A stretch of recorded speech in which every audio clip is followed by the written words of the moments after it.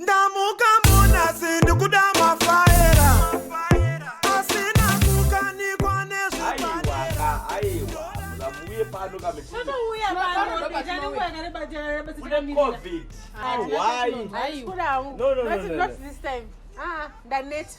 Anditika. Ndimavaya mukandibvisa pandaigara inini mukandibvisa. Aiwa. Makandibvisa inini ndakagarika zvakanaka mukandibvisa ngati kukupai panyowani. Nanhasi ndakangomira. Vamwe vese vakasopirwa. No, this notion yekuti forced resettlement iyo ide. It was forced displacement. No. Nasanga ndawirana zvenini. I was comfortable pananga ndiri nini. Apa masedo akanyorwa? Akanyorwa akadzimwa nani? Akadzimirwa. Zvakabva kumusoro. Kana chinhu zvabva kumusoro, shandisa musoro wako kuti uzive kuti zvine musoro zvini. Saka vekumusoro ikoko vanozoziva kuti vatine madzimai kana yangu yekuda kuvhoterwa. Asi kana dzadzelendi dzaona pasalisa. Don't mix issues.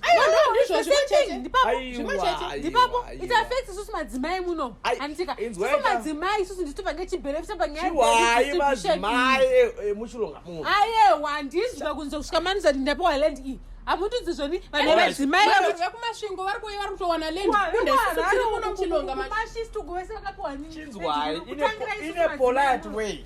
Takatanga nevanhu vane mafamilies. Saka tina mafamily. Ini ndinaona wangu atatu.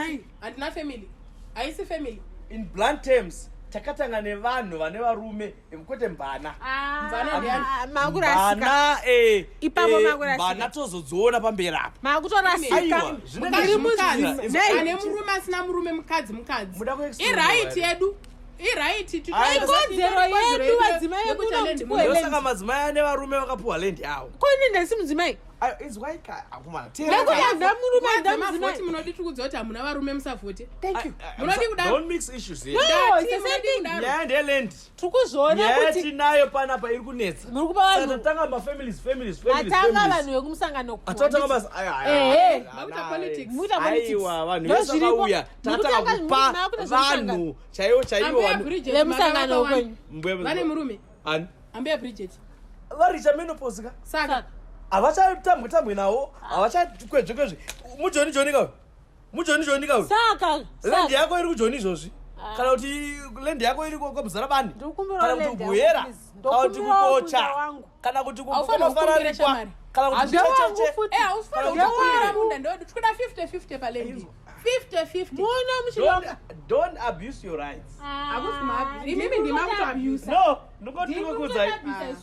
Ndati apa tutanga tapa vanhu vanedzi. Iwewe unogona kunyengwa munhu ukaenda right now. Akuudza izvozvo ndiani? Munondifungira munondizivira zvekuita. Uchiri kubereka kai? Saka munondiudzira zvekuita. Saka ndati munondiudzira zvekuita here. Nekumusoro ndo vachaya pano vagotona tiri pano. Iwe unodana na shiri. Unogona unopuwa na shiri. Kuti ndiari kuita zvelendi izvozvo. Ndo ndinodanana naye newe ndinoita sei naye. Iwe baba wako 2000 square meters takawapa 2000 square meters. Mudzimai udala ndiyangu kuti baba vangu. Usakati mbana atikadzipedzi. Manje tiri pano. Pana handisi kubva. Kana kuri kubaya ndikubarira pano. Black boot inouraya munhu. Muchatoona kuti ndaiwe ndiri pano. Nere kumusoro kukowachaya pano. Makati Mvana munanetsana nesu. Rambe muchiti Mvana muone zvenyu zvachakuita. Motida pakuvhota. Kupana mina zvemusangano panapa. Ngaika masingle mother. Mvana in similar term. Atisati takupa vanhu vasina varume land. As long as makapa munhu wekuHarare muchijamba inino muchipa kumashisti kusojamba vemuchilonga kumapa wesawo. Sunga kune COVID. Hapana. Ndamuka